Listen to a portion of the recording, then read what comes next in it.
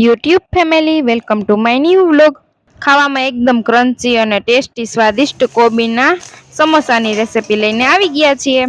આ સમોસા એકદમ સરળ રીતે અને સ્વાદિષ્ટ બને છે.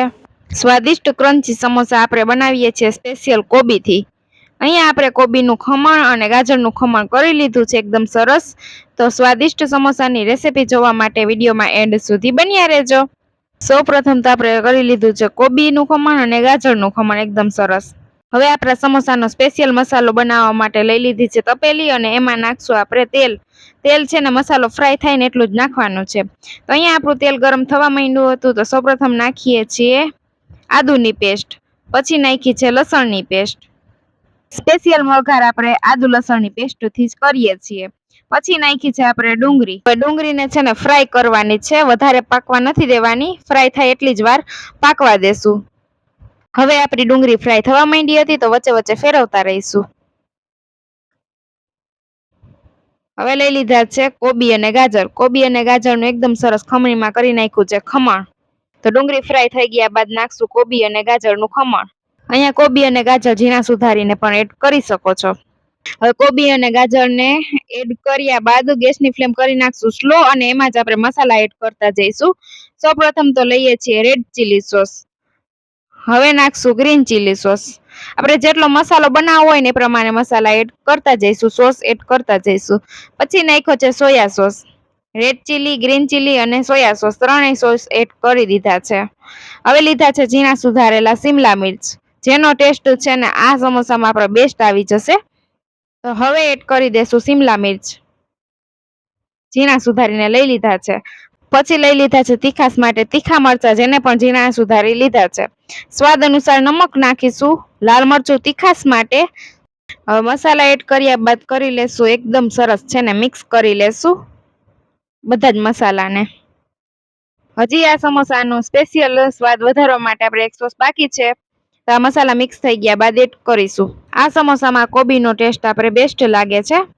બધા જ મસાલા મિક્સ થઈ ગયા છે તો હવે આપણે નાખીશું આપણો સ્પેશિયલ ટમેટો સોસ. ટમેટા સોસને છે ને ઉપરથી એટલા નાખીએ છીએ કે આપણો એનો સ્વાદ છે ને બેસ્ટ વધી જાય. ગેસની ફ્લેમ છે ને બંધ કર્યા બાદ ટમેટો સોસ એડ કરીશું.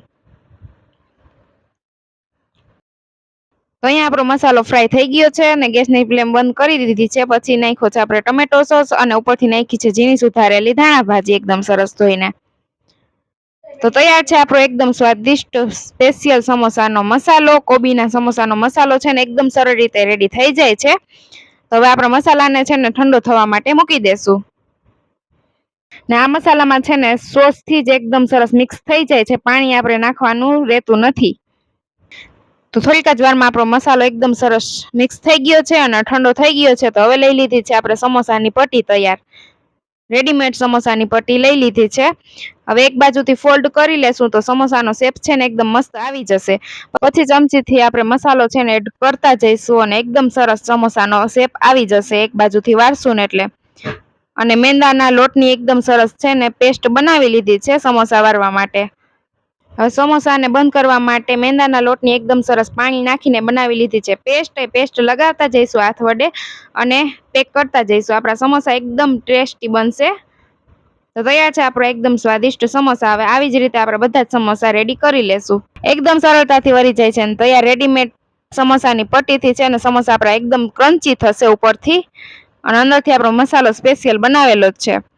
તો સમોસા આપણા બધા જ રેડી થઈ ગયા છે વણાઈને. તો હવે તરી લેશું. તરવામાં છે ને આપણે બ્રાઉન કલર આવી જાય ત્યાં સુધી તરવાના છે. સ્વાદિષ્ટ કોબીના સમોસાની રેસિપી જો તમને ગમી હોય તો આ સ્વાદિષ્ટ ક્રન્ચી અને ટેસ્ટી કોબીના સમોસાને કરી દેજો લાઈક કરી દેજો, શેર કરી દેજો એટલે બીજા બહેનો પણ એકદમ સરળતાથી બનાવી શકે. અને ચેનલને કરી દેજો સબસ્ક્રાઈબ, જેથી અમારા અવનવા સ્વાદ સાથે ટેસ્ટી રેસિપી વિડીયો ફક્ત મિનિટોમાં જ બનાવવાના તમારા સુધી મળતા રહે. અને કમેન્ટ કરીને જરૂરથી જણાવજો તમને કેવી લાગી આ recipe. Like, share and subscribe.